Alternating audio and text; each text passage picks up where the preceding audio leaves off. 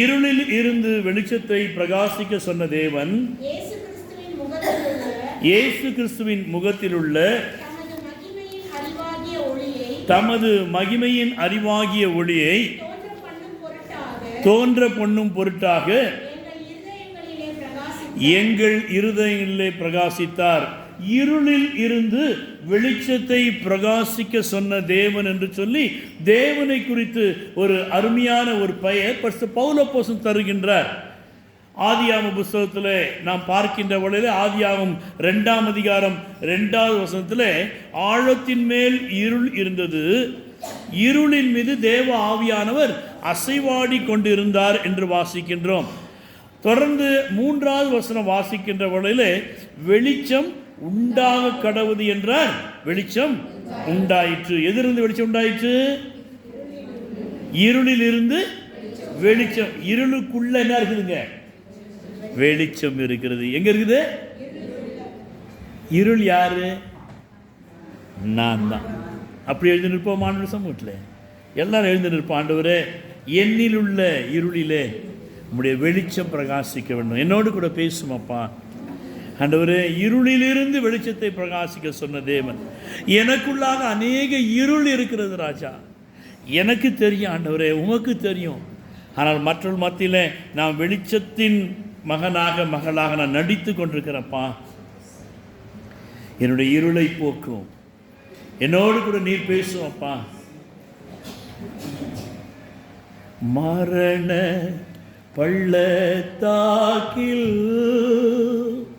நான் நடந்து சென்றிடினோ, மரண பள்ளத்தாக்கில்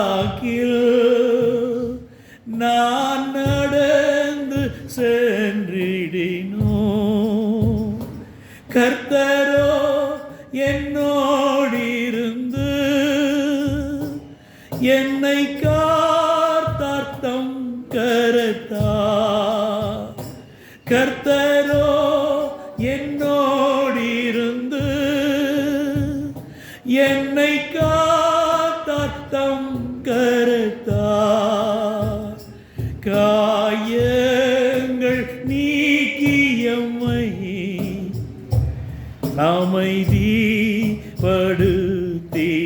அமைதிப்படுத்தினார், காயங்கள் நீக்கியம்மை அமைதிப்படுத்தினார்.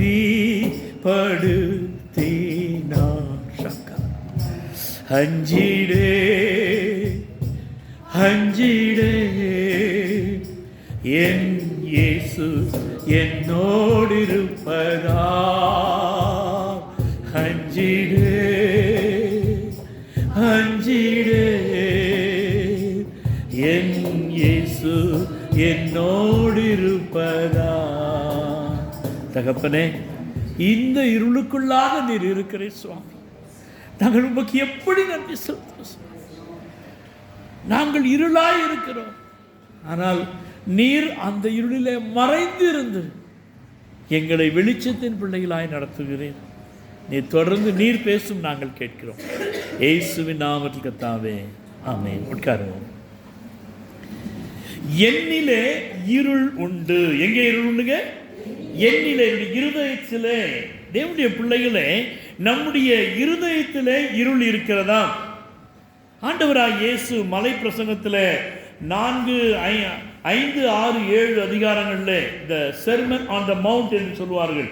மத்தேயு 5 முதல் 7 அதிகாரங்கள் வரை அதில் சொல்லுகின்ற வழியில் கண்ணானது சரீரத்திற்கு வெளிச்சமாக இருக்கிறது. அந்த கண் அது இருளாக இருக்கும் என்றால் சரீரம் முழுதும் இருண்டு போய்விடும் என்று வாசிக்கின்றோம். தேவனுடைய பிள்ளைகளே, இந்த கண் சரீரத்துக்கு ஒரு வெளிச்சமாக பார்வையாக இருப்பதை போல இருதய கண்களானது இந்த சரீரத்திற்கும் இந்த ஆத்மாவுக்கும் அது வெளிச்சத்தை தருகிறதாக இருக்க வேண்டும். எனவே இந்த இருளில் இருந்து வெளிச்சத்தை பிரகாசிக்க சொன்ன ஒரு தேவன் நம்மோடு கூட இருக்கின்றார். ஆமென். தேவன் நம்மோடு கூட இருக்கிறார் என்றால் அதற்கு இன்னொரு வார்த்தை வேதத்திற்கு சொல்ல முடியுமா? இம்மானுவேல். ஆமென். தேவன் நம்மோடு கூட இருக்கிறார் தேவனுடைய பிள்ளைகளே. ஏனென்றால் நான் இருளிலே இருக்கிறேன். ஏசாயா 9ஆம் அதிகாரத்தில் என்ன வாசிக்கிறோம்? இருளில் நடக்கிற ஜனங்கள் பெரிய வெளிச்சத்தை கண்டார்கள். நாம் இருளில் தான் நடந்து கொண்டிருக்கிறோம். ஆனால் நமக்குள்ளாக ஒரு வெளிச்சம் இருக்கிறதை நாம் உணராமல் அறியாமல் இருக்கிறோம். அந்த வெளிச்சத்தை நமக்குள்ளாக எப்படி வெளியே கொண்டு வர வேண்டும் என்பதை குறித்து யாத்ரா புத்தகத்தில் 4ஆவது அதிகாரம் 29வது வசனம் வாசிக்கின்ற வேளையில் அங்கு மோசேக்கும் தேவனுக்கும் இருந்த ஒரு சம்பாஷணைகளை, ஒரு பேச்சுக்களை நாம் கேட்க முடியுது, பார்க்க முடியுது. எடுத்து ஒரு வாசிக்கலாம். மோசே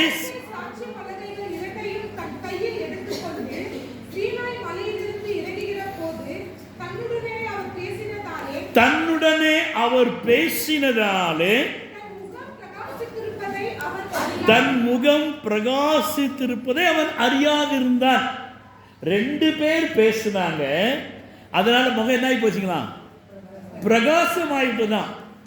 இப்போ நிச்சயமாகி விட்டதுக்கு ஒரு பையனுக்கும் ஒரு பொண்ணுக்கும் ஆன உடனே இந்த அம்மா என்ன செய்கிறாங்க? அவர் ஃபோன் பண்ணுறார். ஃபோன் பண்ண உடனே இந்த அம்மா முகத்தில் எப்படி இருக்கும்? சிரிப்பு சிரிப்பு சிரிப்பு. அந்த பேசி முடிச்சிட்ட பின்னால கூட அந்த சிரிப்பு அப்படியே ஆட் ஆகிட்டே வரும் பாருங்க. நினைத்து நினைத்து சிரிப்பார்கள். அதை போலவே என் ஆண்டவர் உன்னோடு என்னோடு கூட பேசுகின்ற வகையில் தேவனுடைய பிள்ளையே, அந்த பேச்சு உன்னிலே ஒரு இன்பத்தை, ஒரு சந்தோஷத்தை, ஒரு மகிழ்ச்சியை, ஒரு ஆரவாரத்தை நினைத்து பார்க்க முடியாத ஒரு வித்தியாசமான அனுபவத்தை உருவாக்குவதுதான் என் ஆண்டவர் உன்னோடு கூட பேசுவது. தேவனுடைய பிள்ளைகளை, கர்த்தர் நம்மோடு கூட பேசுவார் என்றால் நம்முடைய முகம் வெளிச்சமாக பிரகாசமாக மாறிவிடும். இந்த பிரகாசத்துக்கு தான் நம்ம என்ன போடுறோம்? கண்டதெல்லாம் போட்டு தீட்டு. நீங்கள் இதெல்லாம் ஒன்றும் செய்ய வேணாம். என்னை போல நீங்கள் அழகா இருக்குன்னா யாரை போல?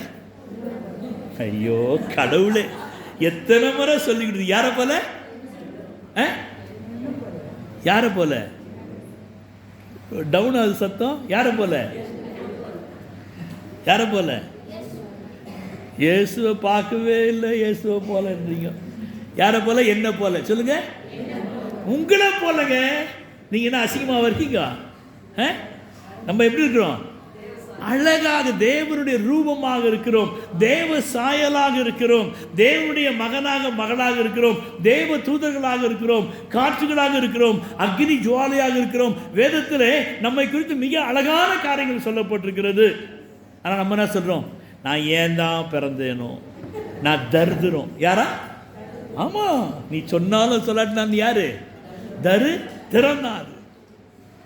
தேவனுடைய பிள்ளைகளே, கர்த்தர் உன்னை என்னையும் பார்க்கின்றவளை நீதிமானாக பார்க்கிறார். யாராக பார்க்கிறாரு? நீதிமானாக பார்க்கிறார். அப்ப நீதிமானுடைய சிரசிலே நித்திய ஆசீர்வாதம் தங்கும் என்று வேதம் சொல்கிறது. அப்ப நீதிமானாக நாம் இருக்க வேண்டுமானால், நீதிமானுக்குரிய ஒரு ரகசியங்களை நமக்குள்ளாக கொண்டு வர வேண்டுமானால், முதலாவது நாம் உணர்ந்து கொள்ள வேண்டும், நாம் தேவனுடைய மகனாக மகளாக இருக்கிறேன். நான் தரித்திரம் இல்லை, நான் ரொம்ப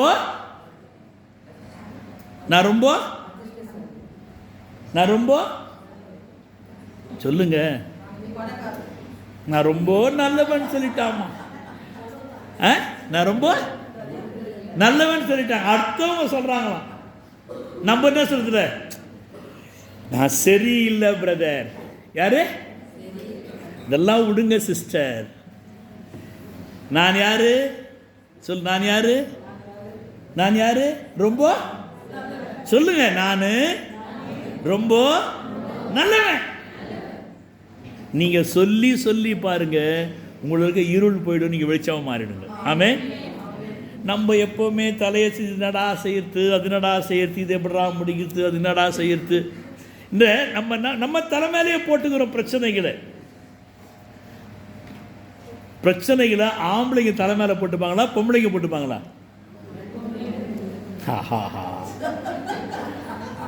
ஏங்க என்னது? ஏங்க இப்போ குட் ஃப்ரைடே வருது, ஏங்க ஈஸ்டர் வருது, ஏங்க கிறிஸ்மஸ் வருது, ஏங்க பிள்ளை கல்யாணம் வருது, ஏங்க பர்த்டே வருது. அந்த மனுஷன் ஏங்கி ஏங்கி ஏங்கி கடைசியில் எங்களுக்கு மாதிரி தலையில் தான் போயிடுது.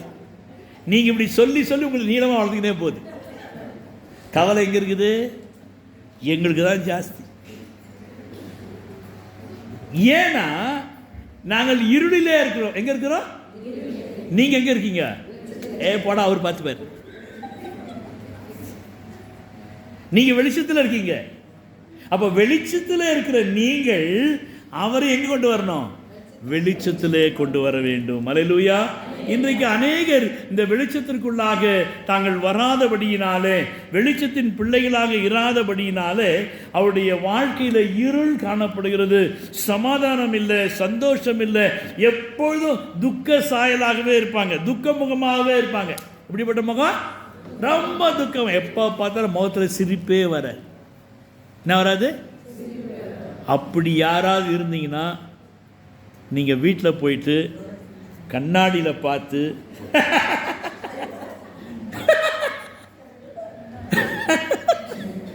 கொஞ்சம் சிரித்து பாருங்க. சிரிச்சிங்கன்னா மேலேருந்து கீழே வரைக்கும் எல்லா நேரமும் வேலை செய்யும். அப்போது ஒரு எனர்ஜெட்டிக் வருதான். அதே மாதிரி அழுதிங்கன்னா மேலேருந்து கீழே வரைக்கும் எல்லா நேரமும் வேலை செய்யும், எல்லாம் டவுன் ஆகும். தலைவலி, இடுப்பு வலி, அந்த வலி, இந்த வலி. இருள். இருள் என்றால் வியாதி, இருள் என்றால் துக்கம், இருள் என்றால் மனக்கவலை, இருள் என்றால் சோர்வு. ஆனால் அந்த இருளுக்குள்ளாங்க ஒரு ஒளி உண்டு. தேவனுடைய பிள்ளை, அதாவது விசுவாசம், நம்பிக்கை. என் ஆண்டவர் பார்த்துக் கொள்வார், என் ஆண்டவர் செய்து முடிப்பார், எனக்காக யாவையும் செய்து முடிக்கிறவர். அந்த விசுவாச அறிக்கையிட வேண்டும் தேவனுடைய பிள்ளைகளே. இந்த மோசே தேவனுடன் பேசினதினாலே அவனுடைய முகம் பிரகாசமாக இருக்கிறதை அவனே அறியவில்லை. அப்போ உங்களுடைய வாழ்க்கையிலே உங்களுடைய முகமும் பிரகாசிக்க வேண்டுமானால் நீங்கள் உங்களிடத்திலே தேவன் பேச வேண்டும். யார் பேசணும்? தேவன் உங்களோடு கூட பேச வேண்டுமானால் நானும் முதல்ல அவர்கிட்ட பேசுனேங்க. ஃபோனு அடிக்கிறோம், டயல் பண்ணுறோம், டயல் பண்ணிட்டு என்ன சொல்கிறோம்? ஹலோ நான் சொல்கிறீங்க, ஹலோ ஹலோ சுகம்மா. அங்கேருந்து என்ன வருது? ஆமாம் நீங்கள் நல்லம்மா. அவன் பாட்டாக பாடுறான், நம்ம சாதாரணமாக கேட்கணும். இவ்வளோதாங்க வித்தியாசம். நான் என்னப்பா சொல்லுவேன்? எப்படி நல்லா இருக்கிறேன்றதை விட்டுட்டு அந்த ஃபோன்லேயே ஸ்டார்ட் ஆகுறது. தேவனுடைய பிள்ளையே, உன்னுடைய இருளுக்குள்ளாக ஒரு வெளிச்சம் இருக்கிறது, அதை நீ மறந்து போகாதே. நீ தேவனோடு யார்கிட்ட பேசுகின்றாய் என்பதுதான் முக்கியம். யார்கிட்ட? ஆமாம், மனைவி புருஷன்கிட்ட பேசுகிற நேரத்தில் என்ன சொல்லுவாங்க? கொஞ்சம் முன்னாடி சொன்ன ஏங்கோ ஏங்கோ ஏங்கோ ஏங்கோன்னு. அவர் யார்கிட்ட போய் ஏங்குவார்? அதனால நீங்கள் பேசுகின்ற வேளையில் நீங்கள் யார்கிட்ட பேசினாலும் சரி, புருஷன் மனைவி கிட்ட, அண்ணன் தம்பிக்கிட்ட, தங்கச்சி அக்கா கிட்ட, யார்கிட்ட, உங்கள் ஃப்ரெண்டு கிட்ட பேசினா கூட நான் ஓய் எப்படி இருக்கிற, எப்படி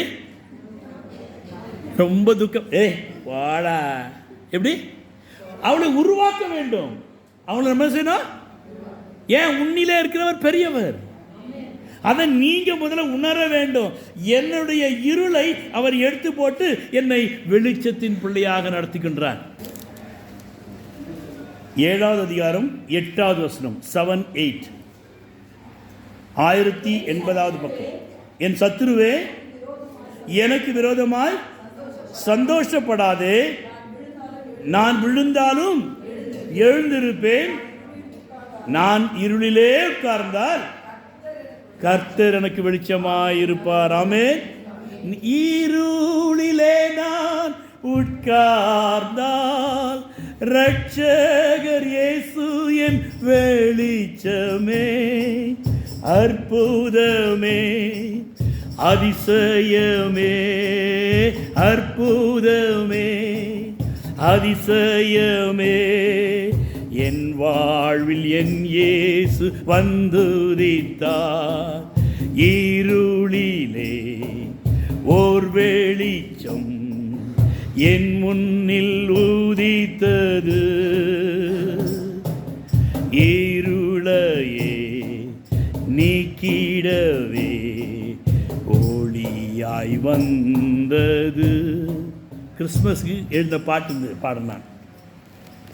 இருளிலே நீ உட்கார்ந்தால் கூட என் ஆண்டவர் உன்னுடைய வாழ்க்கையிலே வெளிச்சமாக இருக்க வேண்டுமானால் எப்பொழுதுமே உனக்கும் ஆண்டவருக்கும் ஒரு தொடர்பு இருந்து கொண்டே இருக்க வேண்டும். தேவனுடைய பிள்ளையே, நீ பேசிக்கொண்டே இருக்க வேண்டும். எப்படி ஒரு புருஷன் ஒரு மனைவிடத்தில், ஒரு காதலன் ஒரு காதலிடத்தில், ஒரு நண்பன் ஒரு திக்கஸ் நண்பனிடத்தில் பேசிக்கொண்டே இருக்கிறார்களோ, அதை போல தேவனுடைய பிள்ளையே, நீ பேச பேச பேச பேசத்தான் உன்னுடைய பிரச்சனைகள், உன்னுடைய இருள் அது மாற்றப்படும். தேவனுடைய பிள்ளைகளே, இந்த இடத்துல இவன் என்ன செய்கிறான்? தேவனோடு பேசும்படியாய் கடந்து சொல்லுகின்றான். முதலாவது, நான் தேவனோடு கூட பேச வேண்டும். நான் தேவனோடு கூட பேசுவது என்றால் ஜெபிப்பது. தேவனுடைய சமூகத்தில் நீ ஜெபிக்க ஆரம்பித்திருப்பார். இன்றைக்கு ஜெபம் என்றால் நம்முடைய பிரச்சனைகளை சொல்லுகின்றோம், நம்முடைய தேவைகளை சொல்லுகிறோம், நமக்கு என்னென்ன காரியங்கள் அது கேள்வியாக இருக்கிறது அதைத்தான் சொல்லுகிறோம் தேவனுடைய பிள்ளைகளை ஜெபம் என்று சொல்லி. ஆனால் ஜெபம் என்பது, நீங்கள் எப்படி ஒரு புருஷன் ஒரு மனைவி, ஒரு புதிய திருமணமானவர்கள், ஒரு காதலன் ஒரு காதலி வேற கதையை பேச மாட்டாங்க, வெறும் அன்பான கதையைத்தான் பேசுவார்கள். அதை போலவே நாமும் கூட நாம் தேவனிடத்தில் ஜெபிக்கின்ற வழியிலே, பா நீ செய்த நன்மைகள், நீ செய்த நன்மைகள் எவ்வளவு பெரியது என்று சொல்லி அவரை நீ மகிமைப்படுத்த வேண்டும். தேவனுடைய பிள்ளைகளே, ஜெபம் என்பது நீ ஆண்டவரிடத்தில் பேசுவது, ஆண்டவரிடத்தில் உன்னுடைய பிரச்சனைகளை சொல்லுவதல்ல, உன்னுடைய காரியங்களை அது இது தேவை அது தேவை என்று சொல்லுவதல்ல. ஏனென்றால் சபை என்பது மணவாட்டியாக இருக்கிறது. அவர் மணவாளனாக இருக்கிறார். உன்னையும் என்னையும் பார்க்கின்றவர்களே எப்பொழுதுமே மணவாட்டியாகத்தான் பார்க்கிறார். புது கல்யாணம் ஆயிடுச்சுன்னா அந்த ஐயா என்ன செய்வார்? வீட்டில் மாமியார்லாம் இருந்தால் கூட தெரியாமல் அப்படி வாங்கி அப்படி பின்னால் மறைச்சிக்கின்னு எல்லாம் பனியனுக்குள்ளே போட்டுக்கின்னு மொல்லமாக கொண்டு போய் யார் கொடுப்பாரு? போண்டா டீ கொடுப்பார். நேசம். அதைத்தான் தேவனுடைய பிள்ளை, அதைத்தான் கர்த்தர் எதிர்பார்க்கிறார். முன்னிலே மணவாளனாகிய கிறிஸ்து உனக்கு மறைச்சு அல்ல, எல்லாருக்கும் முன்பதாகவும் உனக்கு அவர் கொடுக்க அவர் வாஞ்சியுள்ளவராக இருக்கிறார். நீ என்ன செய்யணும்? அவர்கிட்ட பேசிக்கொண்டே இருக்க வேண்டும். என் இதயத்தை கவர்ந்தவர், அவற்றை நீ பார்க்கின்றவளே, இஸ் மை பிலவர்ட், என் பிரியமானவனே, என் பிரியமானவளே என்று அவர் உன்னை அழைக்க வேண்டுமானால் அவரிடத்தில் நீ பேச வேண்டும். தேவனுடைய பிள்ளையே, அவரில் பேசுகின்ற வழியிலே எப்பொழுதுமே நீங்கள் போயிட்டு உங்கள் புருஷன் அழுதுகினே இருந்தால் அவர் என்ன சொல்வார்? இந்த பொம்பளை எந்த நேரத்தை கட்டினேன்னு தெரியல, அழுது அழுது அழுது வீடையே. சரி, அந்த மனுஷன் இஞ்சி தொன்ன நான் சொல்லப்பா, அப்புறம் மடுவில் நிற்க வச்சுட போறீங்க. நான் அப்பவுமே ஃபில்லிங் டான்ஸ் போடுற ஆள் தான் நான். அப்படி மூஞ்சை வச்சு தான் என்ன செய்யும்? இதை போய் கட்டின விடியா மூச்சு வேலை கட்சாலும். ஏன் இருள் உள்ள யார் இல்லை? வெளிச்சம் தான் முதல்ல சொல்றேன். இருக்குது இருக்குது வெளிச்சம் இருக்குதுயா உள்ள. நம்ம என்ன செய்யலாம்? அதை நம்ம குருடா மாதிரி தேடிக்கிட்டு இருக்கோம் இருளே. நீ இருளிலே உட்கார்ந்தால் அவர் உனக்கு வெளிச்சமாய் இருக்கிறார். அவர் உனக்குள்ளாக வெளிச்சமாய் இருக்கிறார் என்பதை நீங்களும் நானும் உணர வேணும், யோசிக்கணும். ஐயா, உனக்கும் கீழே உள்ளவர் கோடி, நினைத்து பார்த்து நிம்மதி நாடுன்னு சொன்னான். உனக்கு கீழே அநேகர் உண்டு தேவனுடைய பிள்ளையே. கர்த்தர் உன்னுடைய வாழ்க்கையிலே அவர் வெளிச்சமாக, அவர் ஆசீர்வாதமாக உன்னை வைத்திருக்கிறார். எனவே ஜெபம் என்பது தேவனோடு பேசுவதாக இருக்கிறது. இந்த ஜெபத்தினுடைய ஒரு சில பகுதிகளை நாம் முதலாவது சிந்திக்கலாம். கத்தோலிக்க திருச்சபைக்கு நீங்கள் செல்வீர்கள் என்றால் அவருடைய ஜெப வாழ்க்கை 10 முறை எழுந்து நின்று உட்கார்ந்து முட்டி போட்டு இதெல்லாம் செய்வாங்க. இப்போ செப்டம்பர் மாதம் ஆனால் 9 நாள் திருவிழா வரும். அந்த நாளில் வேளாங்கண்ணிலாம் போய் பார்த்தீங்கன்னா ஒரு குறிப்பிட்ட இடத்துல இருந்து முழங்காலையே நடந்து வருவாங்க மணல்ல. பக்தி மார்க்கம். நாம் என்ன செய்வோம்? அதை நாம் தவறாக சொல்லுவோம், விக்கிரகம். தேவனுடைய பிள்ளையே, முழங்காலே நின்று ஜெபிக்கிற ஜெபத்திற்கு இருக்கிற வல்லமை எதற்குமே கிடையாது. நீங்கள் முழங்காலே நின்று போராடி பாருங்கள். வேதத்தில் நாம் பார்க்கின்ற வழியில் 2 நாளாகமும் 6வது அதிகாரம் 13வது வசனத்தில் 2 Chronicles chapter 6 word number 13 இதில் பார்க்கின்ற வழியில் இங்கு பெரிய ஒரு ராஜா, தேவனால் ஆசீர்வதிக்கப்பட்டவன், தகப்பன் ஒரு பெரிய ஆசீர்வாதத்தை அவனுக்கு வைத்திருக்கிறார். இப்படிப்பட்ட ஒரு சாலமோன் ராஜா தேவனுடைய ஆலயத்தை கட்டுகின்றான். 2 நாளாகவும் 6ஆம் அதிகாரம் 13வது வசனம் வாசிப்போமா? 2 Chronicles chapter 6 word number 13.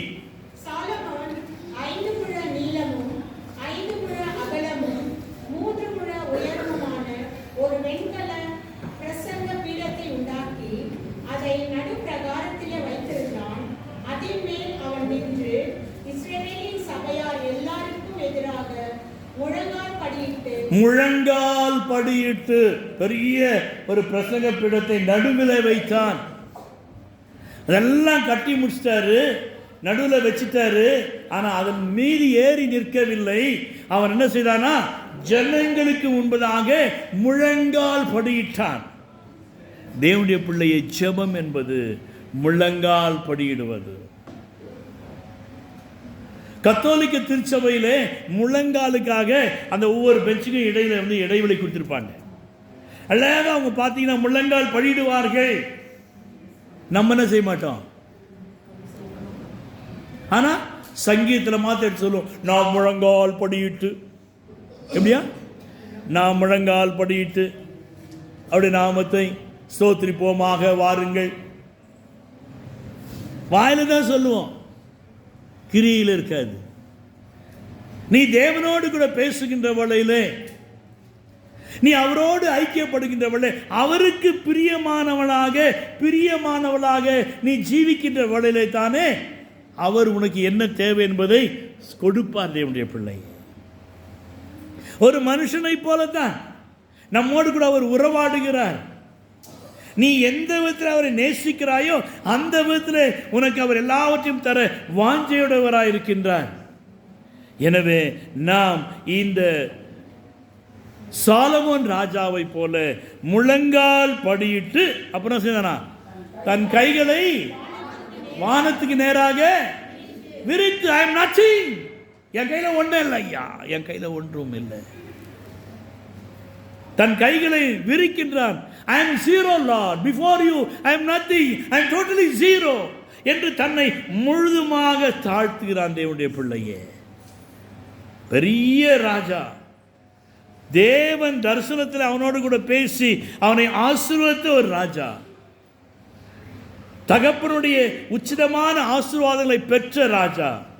ஆனால் கர்த்தருடைய சமூகத்திலே வந்து கர்த்தருக்கு ஆலயத்தை கட்டி முடித்து நான் தான் கட்டினேன்னு சொல்லி அவன் பெருமைப்படவில்லை.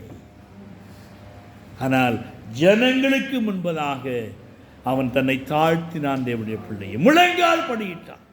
அப்போ ஜெபம் என்பது உன்னுடைய வாழ்க்கையில நீ எப்பொழுதும் முழங்கால் படியிடுகின்றாயோ அப்பொழுது என் தேவன் உடனே இறங்கி வந்து உனக்கு பதிலை கொடுப்பார். ஆமென். எந்த இடத்தில் இருந்தாலும் சரி, நீ சபையில் இருந்தாலும் சரி, நீ வீட்டில் இருந்தாலும் சரி, நீங்கள் முழங்கால் படியிட்டு அவரை நோக்கி பாருங்க, நீங்கள் ஜெபித்து பாருங்க. நீங்க ஒருத்தர் முழங்கால் படியிட்டா மற்றவங்க வித்தியாசமா பார்ப்பாங்க. ஆனால் நீ அழுகின்ற வேளையிலே தனியாகத்தான் அழ வேண்டும். நீ சிரிக்கின்ற வேளையிலே ஜனங்கள் அனைவரும் உன்னோடு இணைந்து கொள்வார்கள். ஆனால் தேவனுடைய பிள்ளையே, நீ சிரிக்க வேண்டுமானால் நீ முழங்காலே நின்று ஆண்டவரை நோக்கி பார்க்கின்ற வேளையிலே அவரை நோக்கி பார்த்த முகங்கள் வெட்கப்படவில்லை, பிரகாசம் அடைந்தது என்று வாசிக்கிறோம். உன்னுடைய முகம் பிரகாசிக்க வேண்டுமானால், நீ வெட்கப்படாமல் இருக்க வேண்டுமானால் உன்னுடைய ஜெப வாழ்க்கை முழங்காலிலே ஆரம்பிக்க வேண்டும். எந்த இடத்துல யாரையும் பார்க்காதீங்க, நீங்க முழங்காலில் நின்று ஜெபித்து பாருங்க. தேவனுடைய பிள்ளையே, அந்த ஜெபத்திற்கு ஒரு பெரிய பலன் உண்டு. இதை சாலமோன் தாவீதினிடத்திலே கற்றுக்கொண்டார். தாவீதுடைய வாழ்க்கையை நீங்கள் சற்று ஆராய்ந்து பார்க்கின்ற பொழுது 2 சாமுவேல் புஸ்தகம் 6வது அதிகாரத்திலே 20-21 வசனங்களிலே தேவனுடைய பெட்டியை அங்கு தொழுது கொள்ளப்படுகிற தேவனுடைய பெட்டியை கொண்டு வருகின்ற வேளையிலே தாவீது என்ன செய்கிறான்? தன்னுடைய வஸ்திரத்தை உரித்து போடுகின்றான். ராஜ வஸ்திரத்தை அவன் முழுதுமாக உரித்து போடுகின்றான். ராஜாவுக்கு ஒரு வஸ்திரம் உண்டு. அதே நேரத்தில் தேவனுக்கு முன்பதாக நடனம் செய்ய வேண்டுமானால் ஏபோத்தை தரித்து கொண்டு தான் இந்த ஆல்டருக்குள்ள வரணும்னா இந்த வஸ்திரம் இருக்கணும். ஏபோத்தை தரித்து கொண்டு தான் உள்ள வரணும். வாசிங்கம்மா. தாவீது சணல்நூல் ஏபோத்தை தரித்துக் கொண்டு தன் முழு பலத்தோடும் கர்த்தருக்கு முன்பாக நடனம் பண்ணினான். அப்படியே தாவீதும் இஸ்ரவேல் சந்ததியார் அனைவரும் கர்த்தருடைய பெட்டியை கம்பீர சத்தத்தோடும் எக்காள தொனியோடும் கொண்டு வந்தார்கள். கர்த்தருடைய பெட்டி தாவீதின் நகரத்திற்கு பிரவேசிக்கிற போது சவுலின் குமாரத்தியாகிய மீகாள் பலகனி வழியாய் பார்த்து தாவீது ராஜா கர்த்தருக்கு முன்பாக குதித்து நடனம் பண்ணுகிறதை கண்டு தன்னுடைய இருதயத்திலே அவமதித்தாள். ஒரு ராஜா தன்னுடைய வஸ்திரத்தை உரித்து கொண்டு அந்த ஏபோத்தை தரித்து கொண்டு எனக்கு மேன்மை ஒன்றுமே இல்லை, ஐ எம் ஜீரோ என்று சொல்லி தன்னை தாழ்த்தி ஆண்டவருடைய சமூகத்திலே வந்து துதித்துள்ளே வருகின்றான், நடனமாடி வருகின்றான். ஏனென்றால் அவனுடைய இருளை வெளிச்சமாக்குகிறவர் ஒருவர் என்பதை அவன் கண்டு கொண்டான் தன்னுடைய வாழ்க்கையிலே. தேவனுடைய பிள்ளையே, உன்னுடைய வாழ்க்கையிலே உன்னை பலர் கேவலமாக பேசலாம். மீகாள் அவள் மனதிலே அவனை குறித்து கேவலமாக எண்ணினாள். கர்த்தர் அவளுடைய வாழ்க்கையிலே ஒரு வித்தியாசமான காரியத்தை அனுபவத்தை கொடுத்தார். தேவனுடைய பிள்ளையே, உன்னுடைய வாழ்க்கையிலே நீ தேவனோடு கூட சஞ்சரிக்கின்ற வேளையிலே பலர் பலவிதமாய் பேசுவார்கள். எனவே இன்றைக்கு ஒரு தீர்மானம் பண்ணுவோம்.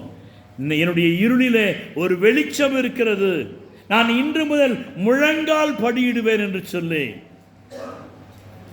நேற்று இரவிலே நான் ஃபேஸ்புக்கில் ஒரு காரியத்தை பார்த்து கொண்டேன். ஒரு ப்ரேயர், ஒரு இடத்துல ஃபாரினர்ஸ் எல்லாம் ஜெபித்து கொண்டிருக்கிறார்கள், எல்லாரும் நின்று கொண்டு ஜெபித்து கொண்டிருக்கிறார்கள். அப்பொழுது ஒரு சொன்ன ஒரு பிள்ளை, அவள் என்ன செய்கிறா, அந்த மத்தியில் இருந்து ஜெபித்து கொண்டு அப்படியே முழங்கால் படியிட்டு அது தன்னை அடித்து கொண்டு அழுகின்றாள். அவளுடைய சத்தம் பெருசாக இருந்தவொடனே ஒவ்வொருத்தராக கண்ணை திறந்து பார்க்குறாங்க. இவள் முழங்கால் படியிட்டு அழுகிறதை பார்த்த உடனே அந்த சபை முழுதுமாக முழங்கால் படியிட ஆரம்பித்தது. தேவனுடைய பிள்ளையே, உன்னுடைய வாழ்க்கையிலே உனக்கும் ஆண்டவருக்கும் இருக்கின்ற உறவு மற்றவர்கள் அதை உணர முடியாது, அதை தெரிந்து கொள்ள முடியாது. அந்த உறவை நீ புதுப்பித்துக் கொள்ள வேண்டுமானால் முழங்காலே நின்று ஜெபிக்க கற்றுக்கொள்ள வேண்டும். முழங்காலில் நிற்க வேதத்தை அறிய தினந்தோறும் தேவா உணர்த்தும். உமக்கும் எனக்கும் இடையில் எதுவும் என்றுமே வராமல் காத்திடும். உம்மை போல் யாருண்டு எந்தன் இயேசுநாதா, இந்த பாதலத்தில் உம்மை போல் யாருண்டு. முழங்காலே நின்று நீங்கள் ஜெபித்து பாருங்க. தேவனுடைய பிள்ளையே, ஆண்டவர் உங்களோடு கூட உறவாடுவதை நீங்கள் உணர முடியும். அவருடைய சமூகம், அவருடைய பிரசன்னம், அவருடைய ஆளுகை நீங்கள் இருக்கிற இடத்தை நிரப்புவது மாத்திரமல்ல, உங்களுடைய வீட்டை கூட நிரப்பும். உங்க வீட்டில் கூட ஜெப வாழ்க்கை இல்லாமல் அவர்கள் இருக்கிறார்கள் என்றால் நீங்கள் ஜெபிக்க ஜெபிக்க ஜெபிக்க ஜெபிக்க அந்த இடமே அங்க இருக்கிற ஜனங்களுக்குள்ளாக ஒரு மறுரூபத்தின் ஆவி கடந்து வரும். தேவனுடைய பிள்ளைகள், ஆண்டவரிலே நாம் கேட்போமா? அப்படியே எழுந்து நிற்பான் சமூகத்தில், ஆண்டவரே எனக்கு இந்த ஜெப ஆவியை தார். யாரும் கண்ணில் திறந்து பார்க்க வேண்டாம், கர்த்தர் உங்களை பார்க்கிறார். நான் வீட்டிலேயோ இதற்கு எனக்கு ஒரு ஜெப ஆவியை தாரும். ஜெபிக்க ஜெபிக்க மனம் புத்தம் புதிய நல்ல இருதயமாய் மாறும். துதிக்க துதிக்க மன பாரம் நீங்கினம் துக்கமெல்லாம் தீரும். ஜெபிக்க ஜெபிக்க மனம் புத்தம் புதிய நல்ல இருதயமாய் மாறும். துதிக்க துதிக்க மனபாரம் நீங்கினம் துக்கமெல்லாம் தீரும். ஜெபத்தின் வல்லமையா பெரும் தடைகளை தகர்த்திடலாம். நாம் கருத்துடன் ஜெபிப்பதினால் நம் கண்ணீரை துடைத்திடலாம். ஊக்கமான ஜெபம் ஏக்கங்கள் நீக்கும் வெற்றியை தந்திடும். புது மனிதனாக தம் மகிமையில் சேர்க்க மகிமையில் வந்திடும். பலவானாய் மாற்றிடும், பலமதை தந்திடும். பலவானாய் மாற்றிடும், பலமதை தந்திடும். ஜெபிக்க ஜெபிக்க மனம் புத்தம் புதிய நல்ல இருதயமாய் மாறும். துதிக்க துதிக்க மனபாரம் நீங்கினம் துக்கமெல்லாம் தீரும். தகப்பனே, எங்களுக்குள்ளாக ஜெபாவை ஊற்றும். இன்றிலிருந்து நாங்கள் முழங்காலில் நின்று ஜெபித்து அநேக ஜெயங்களை பெற்றுக்கொள்ள எங்களுக்கு உதவி செய்யும். இயேசுவின் நாமத்தில் கர்த்தாவே, ஆமென். உட்காருவோம். தொடர்ந்து இந்த ஜெபத்திலே தாவீதுடைய ஜெபத்தை கேட்டோம். அங்கு சாலமோனுடைய ஜெபத்தை பார்த்தோம். அப்போஸ்தலர்கள் 12ஆம் அதிகாரம் 5வது வசனம் வாசிக்கின்ற வேளையிலே அங்கு சபையார் இரவு ஜெபம் ஜெபிக்கிறார்கள். எதற்காக? தன்னுடைய சபையினுடைய பாஸ்டருக்காக. தன்னுடைய சபை போதகர் சிறைச்சாலையில் இருக்கின்றார். பேதுரு சிறைச்சாலையில் நன்றாக தூங்கிக் கொண்டிருக்கிறார். சிறைச்சாலை தூக்கம் வருமா? ஆனா அவர் நல்லா தூங்குறாரு. ஏன்? அவருக்குள்ளாக இருக்கிற பெரியவர். அதனால அவர் கவலை கண்ணீர் மறக்கணும்னு சொல்லிட்டு அவர் நல்லா தூங்குறார். ஊழியக்காரங்க நல்லா தூங்குவாங்க. யார் நல்லா தூங்குவாங்க? சபையார் தூங்கக்கூடாது. ஏன்? அந்த மனுஷனை தூங்க விடாம பார்த்துக்குவது தான். ராத்திரிலாம் நீங்க ஜெபிக்க ஜெபிக்க இவர் தூக்கமே கலைஞ்சிருச்சு. தேவதூதன் வந்தான், அவரை தட்டி எழுப்புனா. துணியினி இல்லாமல் தூங்கிட்டு இருந்தான். துணியெல்லாம் போட்டுக்கு பண்ணார். எல்லாம் போட்டு வெளில வந்தார். நேராக சர்ச்சுக்கு வந்து சேர்ந்துட்டார். அல்லேலூயா.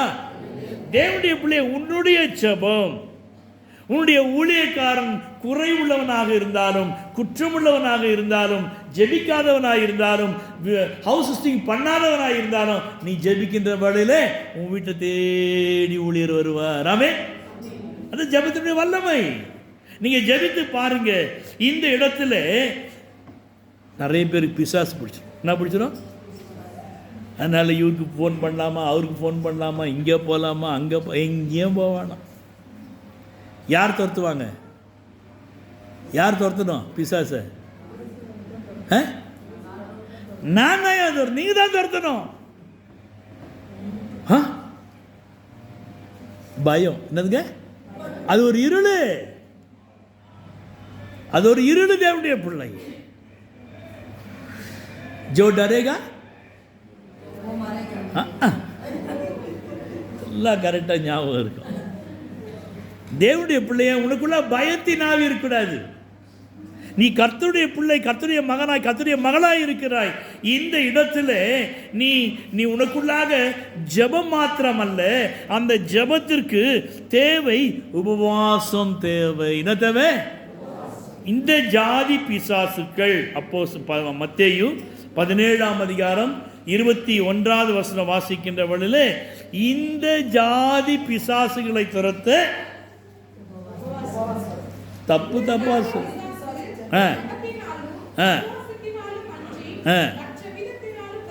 முதல்ல எதுங்க? ஆனா நம்ம என்ன சொல்றோம்? உபவாச ஜபத்துக்கு போறங்க. வசனத்தையே மாத்தி போட்டு என்ன ஜபமா? முடிச்ச உடனே கறி சரியும் போட்டுருவாங்க, திருட்டு ஏப்பம் விட்டு வீட்டுக்கு தூக்கிட்டு வர்றது. அது ஒரு உபவாச ஜபமா? வேதம் என்ன சொல்லுது? மறுபடியும் வாசிப்போம். எது? ஜாதி பிசாசு. நீ இந்த ஜாதி, நான் அந்த ஜாதி, நான் இவன், நான் அவன், நான் பணக்காரன், நான் ஏழை. இது ஒரு பிசாசு. இன்னொன்று ஆடின்னு வரும். அம்மா அடி வந்தேன் அடி. எதுக்கு நீங்க பயப்படாதீங்க. நீங்க பயந்தீங்கன்னா அது உங்களோட வேலை காமிச்சிடும். தேவனுடைய பிள்ளையே, இந்த ஜாதி பிசாசை நீ துரத்தினா உனக்கு என்ன வேணும்? முதல்ல ஜெபம். ஆமா, அப்போ ஃபாஸ்டிங் ப்ரேயரில் ப்ரேயர் அண்ட் ஃபாஸ்ட் நல்லா இங்கே வந்து ஜெபம் பண்ணிட்டு அப்புறம் வீட்டில் போயிட்டு சாப்பிடாம இருந்து கண்டினியூ பண்ணுங்க. அதுதான் ஜெபம். ஜெபத்தினாலும் உபவாசத்தினாலும் என்று சொல்லுகின்ற வழியில் அப்போ வீட்டிலேருந்து வரணும், சாப்பிட்டு வரணுமா சாப்பிடாம வரணுமா? மறுபடியும் எங்கேயோ போறீங்களே. ஜெபத்தினாலும் அப்போ வீட்டிலேருந்து வர நேரத்தில் மோக்க முட்டை சாப்பிட்டு வாயா. சாப்பிட்டா தான் சோத்திரம் சோத்திரம் சோத்திரம். அல்லாட்டா என்ன இருக்கும்? பசி எடுக்குது, கேஸ் ஃபார்ம் ஆகிப்போச்சு, இந்த ஐயர்வாளுக்கு தெரியலையே, சுகர் பேஷண்ட்டாக இருக்காங்க, வயசானவங்களாம் இருக்காங்க. நடுவில் நான் தான் மாட்டிப்பேன் கடைசியில். உபவாச ஜபம் நீங்கள் என்ன செய்யணும்? வீட்டில் ஃபுல்லாக ஒரு கட்டு கட்டுவாங்க, வந்து இங்கே நல்லா சோத்திரம் பண்ணி ஜெபம் பண்ணுங்க. அதுக்கப்புறம் சோறு போடக்கூடாது, சர்ச்சில் ஒரு கிளாஸ் தண்ணி கொடுக்கக்கூடாது. அப்புறம் வீட்டில் போயிட்டு அப்படியே கண்டினியூவாக ஜெபிக்கலாம். வேற தான் சொல்லுது, ஜெபத்தினாலும். ஆமாம், நம்ம என்ன செய்கிறோம்? உபவாசத்தோடு வர நேரத்தில் எப்படி வருவோம்? Fasting brother sister, fasting. என்ன இன்னைக்கு ஸ்பெஷலு? என்ன இன்னைக்கு சர்ச்சில் முட்டை பிரியாணி, அவ்வளோதானா? சிக்கன் ஒன்றும் போடலையா? எதுக்கு வந்திருக்கவங்க பேசுகிறாங்க? உபவாச ஜெபத்துக்கு வந்திருக்கவங்க பேசுகிறாங்க. அதனால தான் ஆண்டவர் தெளிவாக சொல்கிறாரு, முதல்ல அப்புறம் நல்ல சோறு போட முடியுமா? போடக்கூடாது. உன்னுடைய ஜெபம் கேட்கப்பட வேண்டுமானால் நீ நல்லா ஸ்ட்ராங்காக சாப்பிட்டு முழங்கால் போட்டு ஆண்டவரோட போராடி ஜெபிச்சு நல்லா வயிற்றுல தான் காலி ஆகிற வரைக்கும் ஜெபம் பண்ணு. ஜெபம் பண்ணிட்டு வீட்டில் போய் ஆண்டவர் நன்றி செலுத்து. உபவாசம் இருந்து அதன் பின்பதாக உபவாசம் இருங்க. நீங்கள் கேட்கிற ஒவ்வொரு காரியங்களையும் கர்த்தர் தர வல்லவராக இருக்கிறார். எத்தனை நாள் உபவாசம் இருக்கணும்? எத்தனை நாள் நம்ம ஜெபிக்கணும்? ஒருத்தர் என்ன செஞ்சாரா, ஒரு முக்கியமான காரியத்துக்காக ஜெப ஆரம்பிச்சார். 5 நாள் உபவாசம். எத்தனை நாளுங்க? 5 நாள் உபவாசம் போட்டு ஜெபம் பண்ண ஆரம்பிச்சிட்டார். பிசாசு பார்த்தான், ஓஹோ நீ 5 நாள் உபவாசம் போட்டிருக்கியா? 2வது நாளே அவன் கேட்டது கிடச்சிச்சு.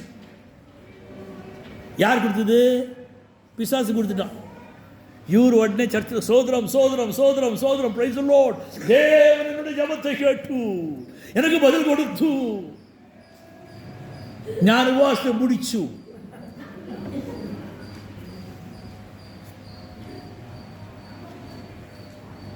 தேவனுடைய பிள்ளையே, நீங்கள் ஒரு பொருத்தனை பண்ணி 5 நாள் உபவாசம், 5 நாள் இருங்க. நடுலாம் ஆண்டவர் கொடுத்தாலும் சரி, பிசாசு கொடுத்தாலும் சரி, அதை முடிக்கணும்.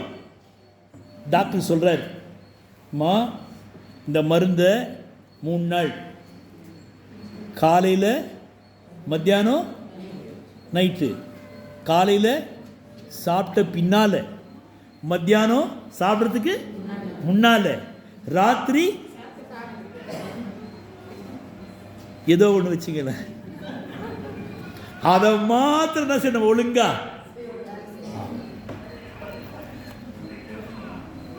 தேவனுடைய பிள்ளையே, உங்களுடைய வாழ்க்கையில் ஒரு சேலஞ்சை உண்டாக்குங்க. ஆண்டவராக இயேசு கிறிஸ்து எத்தனை நாள் உபவாசம் இருந்தார்? 40 நாள். நான் இருக்கிற சபையில் ஒரு வருஷம் ஷெட்யூல் போடுவேன். எத்தனை வருஷம் ஷெட்யூலு? அதில் முதல்ல 40 நாள் உபவாசம். சொல்லுங்கள். அதுக்கப்புறம் 21 நாள் உபவாசம். எத்தனை நாள் உபவாசம்? அப்புறம் 14 நாள், அப்புறம் 7 நாள், அப்புறம் 3 நாள், கடைசியில் 1 நாள். அந்த வருஷம் முழுதும் முடிச்சிடும். நீங்கள் உபவாசம் இருக்கீங்களோ இல்லையோ, இப்படி நாம் தேவனுடைய சபையில் வந்து ஜெபிக்கின்ற வேளையில்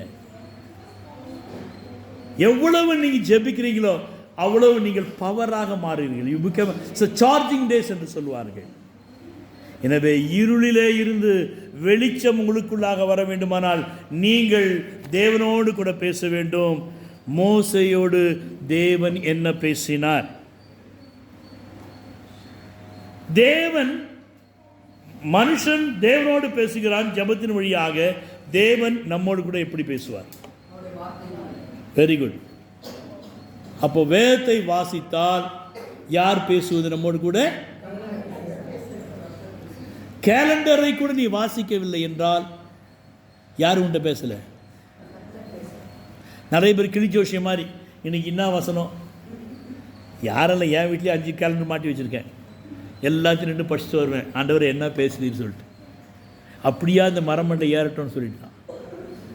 தேவனுடைய பிள்ளையே, இருளிலே இருந்து வெளிச்சத்தை பிரகாசிக்க சொன்ன தேவன், நீ அவரோடு கூட பேசுகின்ற வழியில் அவர் உன்னோடு கூட தரிசனத்தின் வழியாக, சொப்பனத்தின் வழியாக, செய்தியின் வழியாக, வேதத்தை வாசிப்பதன் மூலியமாக, பாடலை பாடுவதன் வழியாக பலவத்தில் அவர் பேச வல்லவராக இருக்கிறார். எனவே அவருக்கு நம்ம அர்ப்பணிப்போம். நீ பேசு, அவர் உன்னோடு கூட பேசுவதை உணர்ந்து ஆசீர்வாதங்களை பெற்றுக்கொள்ள கர்த்தர் கிருபை செய்வாராக. ஆமென்.